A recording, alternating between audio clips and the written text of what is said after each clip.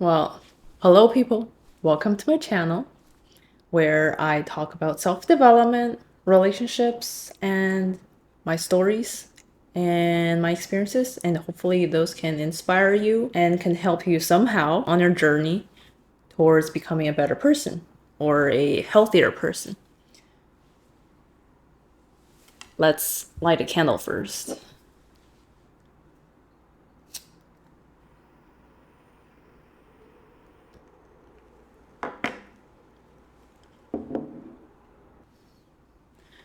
So today I want to talk about emotional independence and how you need to take care of your emotional well-being.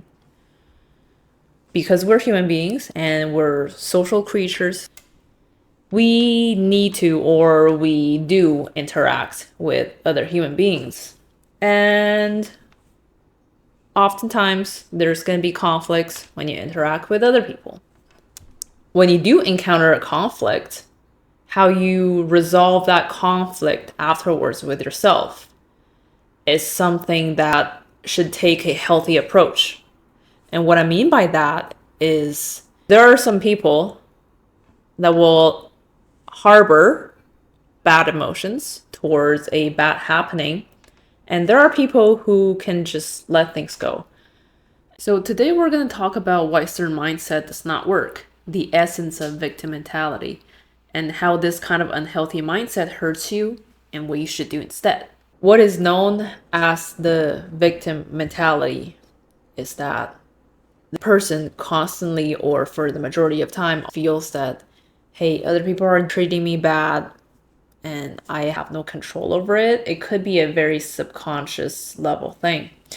So if you kind of like expect, or if you feel that you deserve an apology for whatever thing that other people did, otherwise you cannot move on emotionally, you cannot let it go, you cannot process it. It's like, oh, I gotta like literally stop right here. It's like there's a stop sign here at this intersection where this thing happened.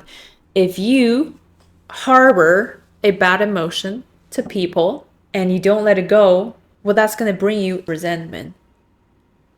And within that resentment, the underlying thing is that in your subconscious or in your imagination, in your daydream, you're going to want that person to kind of apologize to you.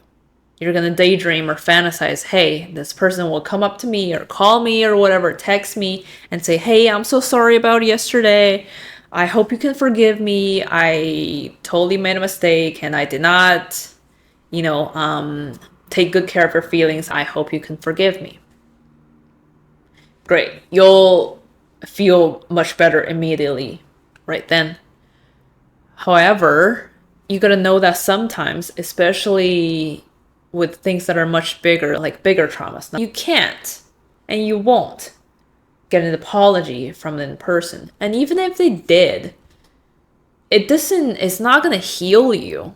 It's not gonna like kind of recover or kind of put a healing ointment on your wound. You'll just feel a little bit better, like for a brief moment.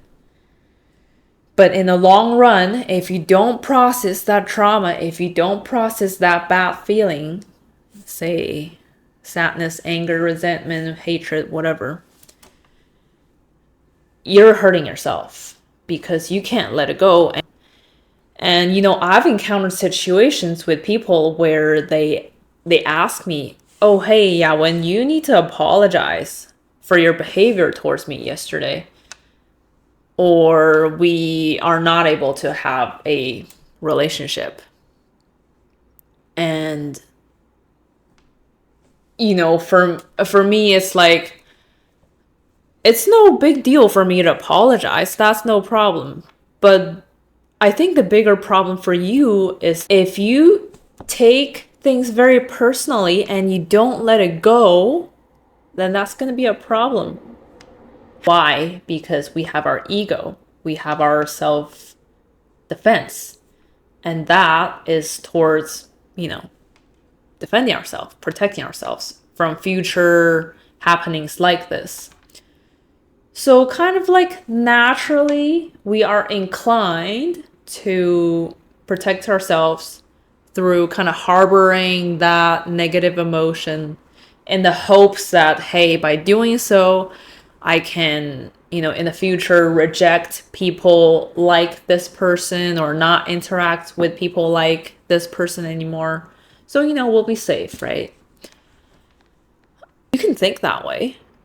But ultimately, over the long term, what that's going to bring you is that you're going to become someone who's kind of resentful of people. Protecting yourself from people is not inherently a bad thing, but like overprotection is a bad thing. If you overprotect yourself, you won't receive the goodness from people. You won't receive love and kindness from people because, hey, if in my mind, I think the majority of people are not reliable, they're not trustworthy, or they're whatever. So I got to protect myself from them. Well, in doing so, you kind of shut yourself off from people. And if you shut yourself off from people, you're not open to good people coming into your life. And even if there are good people in your life, because you're so resentful, you're so like protective of yourself, and you're cynical, you won't be open to people. And whatever people do, it's like, well, that person did it for out of their self-interest or out of whatever interest, because you're not allowing yourself to move on. Why don't you start taking responsibility for your emotions, for healing yourself, and for protecting your feelings for next time by standing up for your emotions, by standing up for yourself. People who have victim mentality or people that expect other people to take care of their emotions, either through an apology or whatever means, what they fail to do is that they did not try to understand from the other person's point of view why they did what they did. I mean, it's not that easy, but try to do it. Or try to understand that people did whatever they did because in their mind, in their heart, they had a reason. They had a good reason to do it. When you start to try to figure out why people do the things that they did that might have hurt you, you start to honestly forgive them. You'll start to like kind of understand them and be like, yeah, I can see how you did that. I can see why you did that. And yeah, and I forgive you. I understand you because I understand your circumstances. I understand your mental activities in some way. So it's no big deal. And at the same time, what this is gonna do to you is that it's gonna facilitate you to a feeling, which is that, hey, it wasn't such a big deal, and I can heal myself from this trauma, from this happening. It's no big deal. For example, this was many, many years ago. I had a friend, this was in middle school. We were really good. For a year or something. Like, we were really close. Like, we hung out all the time.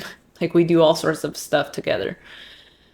And one day, there came a transfer student. And after that, my friend started to befriend her and ditched me. Well, she didn't really say anything to me. She didn't say, oh, whatever. Anyway, she didn't say anything. She just kind of like distanced herself from me and started hanging out with that kid. And I was really depressed then. I was really, really sad. I was really, really hurt by her because I was very sincere with her. I was open to her and I thought we were good friends. And the transfer student came and she was no longer my friend. So I felt really betrayed. And for many years, I carried that wound. But in any case, I started processing it, and then I thought, well, what could be the reason that my friend or my ex-friend did what she did? Why did she start hanging out with the other kid and ditched me? Was it anything to do with me? Was I not good enough? Or did I do something very bad to her that she abandoned me or something like that? I don't think so. So let's go into another direction. Well, what could what could be some sort of reason that drove her to another person? Well, it could be that she just maybe like she had more fun hanging out with the other kid, or that the other kid, I don't know, like had more connections with some other people that she wanted that I could not provide to her. Either way, I had no idea of it. I think the point is, for many years, like I try to understand why she did it. Had I harbored resentment towards her or towards her behavior, I would have lived in hell until now. But I tried to forgive her, and forgiving her comes from first of all, seeing things from her point of view. For what kind of reason did she do what she did?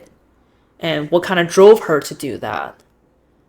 And sometimes, for example, if you do hurt another person, it is because they're hurt themselves. So in my case, I thought, well, I'm pretty sure that she didn't want to abandon me like that because we were really good friends, and she's not that heartless of a person to just abandon me like that. So I thought to myself, like, what kind of trauma could she have, or what kind of things could she do, or does she want that led her to do that?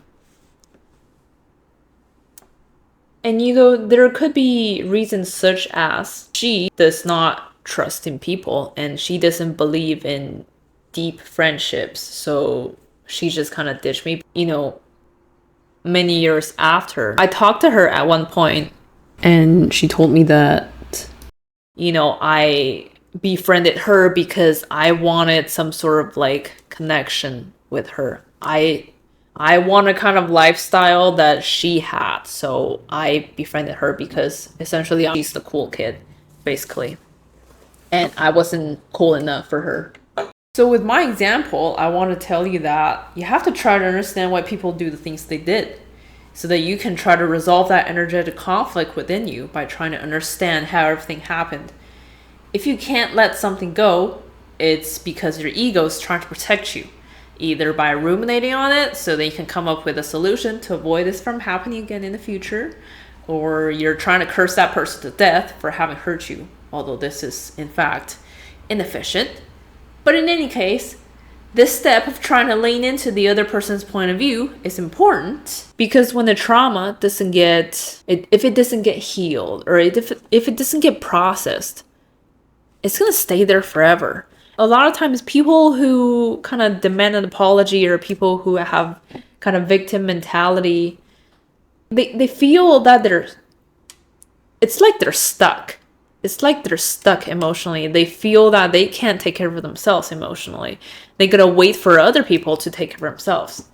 And maybe the underlying trauma of all that is that when they were a child, or when they were really young, and they kind of like ask for compassion, or they kind of like want their they kind of want their caretakers to take care of their emotions, or be like, hey mom, hey dad, hey like whatever, whoever, I don't feel good, I feel sad or whatever. And then they're like, well, we don't really care or anything like that, and so you gotta deal with it on your own. And then the kid, as a kid, you don't really know how to deal with it. I don't know any kid who could, because mentally they're not able to. That's why kids throw tantrums. And that's why, kids kind of like emotionally manipulate people by throwing tantrums, for example, or they shout, or they whatever, they kind of yell at their parents or whatever. There's all sorts of behaviors. But if that kind of like tactic of non-tactic, or the tactic of just throwing tantrums, I'm kind of like throwing my bad emotions at you so then you can deal with it and then say apologize to me so then I can feel better. You're not growing emotionally. And at the end, you're just going to become an adult who's emotionally immature. And that's the essence of, say, victim mentality, or people who want other people to apologize to them, or people who say, oh, I am saying bad things to you, or I'm doing this bad things to you because you made me mad. I mean, we are adults and we are capable of processing our own emotions, and we don't absolutely need other people to come here and heal us. Yes, sometimes the help is fine, but if you constantly seek help outwards for your emotional wounds, then you're going to have a big problem. Because honestly, most of the time, or half the time, you're not going to get it. You need to take care of yourself, okay? You can't always rely on other people. It's not that you can't rely on them. The most important thing is that you need to instill that kind of self-confidence in yourself. We are independent people. Yes, we do have friends that help us, that talk to us, but you need to know that you are strong. I hope I've gotten my point clear, and I hope that you've got something from it. And thank you very much for watching. Yeah. Bye. Bye.